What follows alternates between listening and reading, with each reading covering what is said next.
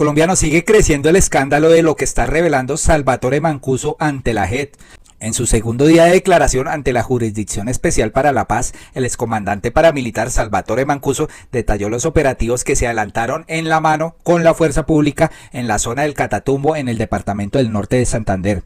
En su crudo relato, Mancuso, quien comandó durante varios años el bloque Catatumbo, narró las incursiones que se realizaron en la zona fronteriza, las masacres que se ejecutaron como estrategia de guerra, los desplazamientos forzados que se generaron y las fosas comunes que se destruyeron y las órdenes que recibieron para arrojar los cuerpos de las víctimas a Venezuela. Por órdenes del máximo comandante de las Autodefensas Unidas de Colombia, Carlos Castaño, se fijó que durante las incursiones se tenían que dejar tirados los cuerpos sin vida de las víctimas, y esto como una estrategia de guerra para sembrar miedo en la población civil y enviarle un mensaje directo a los grupos guerrilleros con quien sostenían una guerra a muerte. Pero textualmente dice Mancuso, pero eso llevó al extremo de que nos llevábamos por delante poblaciones que se desplazaban, producto de ese temor y de ese terror que infligíamos nuestras acciones. Así que fue parte del teatro de operaciones poner en escena un teatro de terror, un teatro que impactara, que el enemigo viera que sí se estaba hablando en serio, ¿no? Esta situación generó un conflicto con Carlos Castaño Gil y pues Mancuso, ¿no? Que no estaba de acuerdo con esta estrategia. Sin embargo, para él evitar problemas, siguieron cumpliendo la orden, pues nadie quería contrariar lo ordenado por el máximo jefe de la SAUC. Tras la pregunta de la magistrada de cuántas personas habían sido, pues él dijo que más o menos superarían las 200 personas. Textualmente dice: le solicito de manera muy respetuosa, su señoría, que me permitan al lado de ustedes ir personalmente hasta allá para que puedan identificar dónde quedan esos lugares, recuperar esos despojos y repatriar para mitigar un poco el dolor a la familia. Pues bastante delicado todo esto que está revelando aquí el señor Mancuso. También dijo por ahí que habían hornos crematorios para quemar a las víctimas. Es increíble toda esta época de horror que se vivió con estos grupos armados, ¿no? Al margen de la ley, y que detrás de esto pues hay políticos poderosos y que no han querido pues responder ante la justicia.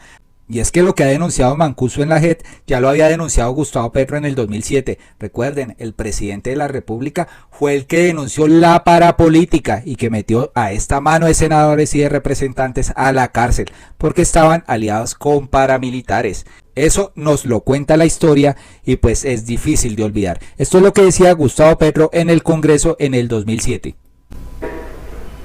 ¿Podía Salvatore Mancuso garantizar la tranquilidad ciudadana en 1996, cuando ya traficaba con drogas? Convivir Guaymaral, dirigida Salvatore Mancuso. Francisco Javier Piedrahíta, del que hablé más adelante, Convivir Nuevo Amanecer. Jesús Roldán Pérez, alias Monoleche, quien asesinó a Carlos Castaño. Convivir Avive. ¿Podía el asesino de Carlos Castaño garantizar allí en ese territorio la seguridad y la tranquilidad de los ciudadanos de ahí? Arnulfo Peñuela Marín, el que recibía los dineros de Chiquita Branson, a Convivir, Papagayo, para los paramilitares.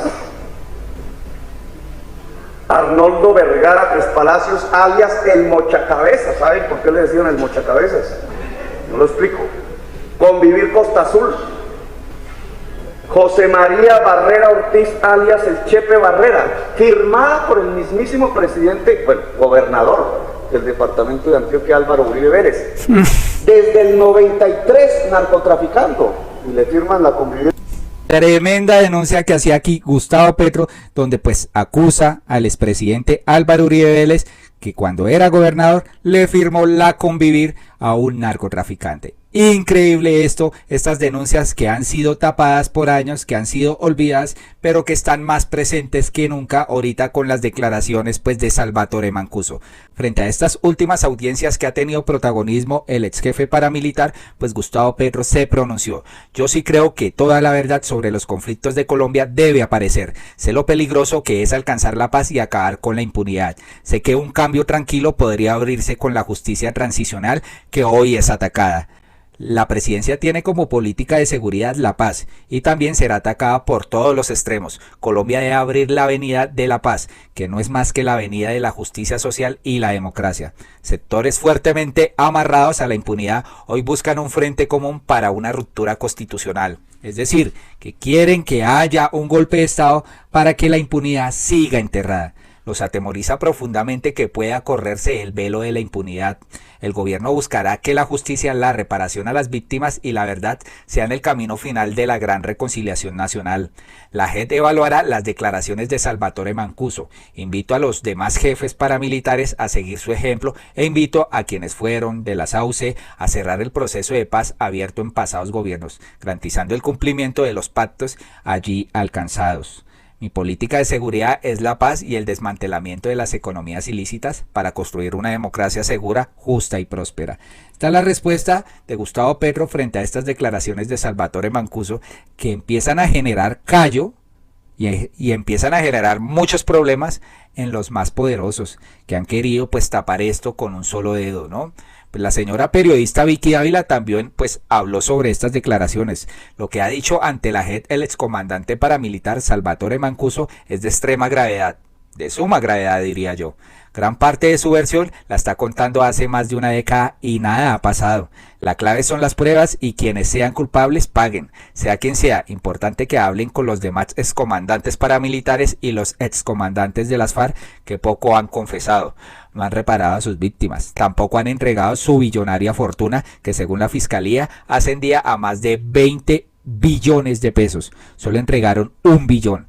¿Dónde está la plata de las FARC? Mancuso es un criminal que ha pagado varios años en prisión y sigue con cuentas pendientes, pero las FARC llevan 7 años libres y sin condena alguna en su contra. Pues aquí, lamentablemente, la periodista tiene razón, ¿no?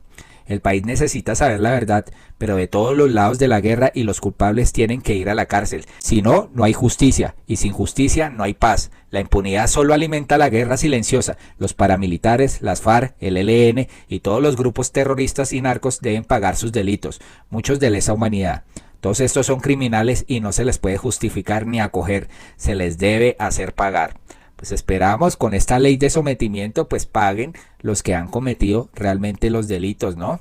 Por otro lado hay otra noticia que va a poner a los uribistas a tomar lomotil, porque resulta que Roy Barreras parece ser que aspirará a la alcaldía de Bogotá. Pues hasta el momento son especulaciones, pero cada vez toman más fuerzas. El excongresista al parecer se estaría encontrando con empresarios y dirigentes políticos de la ciudad y de hacer oficial su candidatura podría aspirar al cargo por su partido de la Fuerza de la Paz. ¿Cómo les parece esta noticia? Roy ha sido uno de los representantes políticos de los que más se ha hablado en los últimos días, luego de que el Consejo de Estado anulara su elección como senador tras concluir el pasado 5 de mayo que incurrió en doble militancia. Recordemos que a pesar de desempeñarse como presidente del Congreso, se determinó que incumplió una norma de no renunciar 12 meses antes de la fecha de inscripciones para las elecciones legislativas, integrando entonces las listas del partido de la U y del Pacto Histórico. No obstante, sorpresivo fue el anuncio para unos cuantos, luego de que Barreras notificara que no apelará el fallo aceptando la decisión. Determinación que dio inicio a cuchicheos dentro de las esferas públicas sobre cuál será el proyecto político que acogerá ahora.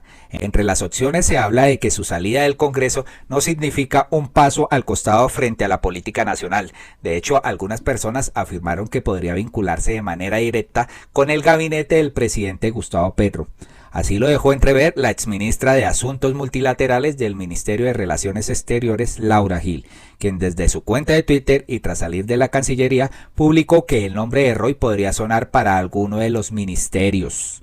Es decir, que Roy Barreras no saldrá del juego político, ¿no? Sin embargo, una nueva opción se estaría tejiendo entre el empresario y diferentes dirigentes políticos de la capital, quien al parecer le estarían pidiendo al excongresista que presente su candidatura por la alcaldía mayor de Bogotá. ¿Se imaginan la cara del señor Lara? ¿Se imaginan de estos uribistas que quieren lanzar alcalde también en Bogotá? Se les daña el caminado. Así lo reveló Noticias RCN, argumentando que tras su salida de la rama legislativa se reunió por separado con Luz María Zapata, directora de Asocapitales, y María Carolina Castillo, presidente de la organización Pro Bogotá. Cabe señalar que Roy no lo ha hecho oficial, no se ha pronunciado, no ha dejado en claro si aspirará o no al que se considera uno de los cargos más importantes de elección popular en Colombia. Lo cierto es que de hacerlo no sufriría por aval, ya que se da por sentado que cuenta con la bendición de su partido Fuerza de la Paz, que fundó junto a su ex esposa Gloria Arizabaleta y que ha recibido el aval del Consejo Nacional Electoral.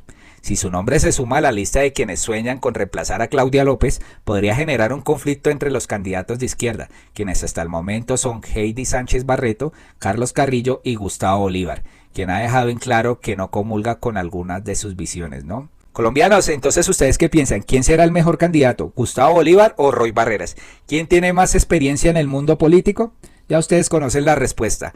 Y es que otra buena noticia es que el senador del Pacto Histórico, Alexander López, será el sucesor de Roy Barreras como presidente del Senado. Es necesario recordar que Barreras tendrá que retirarse de su cargo por doble militancia. Y es que varios nombres fueron propuestos para ocupar este cargo. Entre estos se encontraba María José Pizarro, sin embargo se decidió que ella no podría reemplazar a Roy.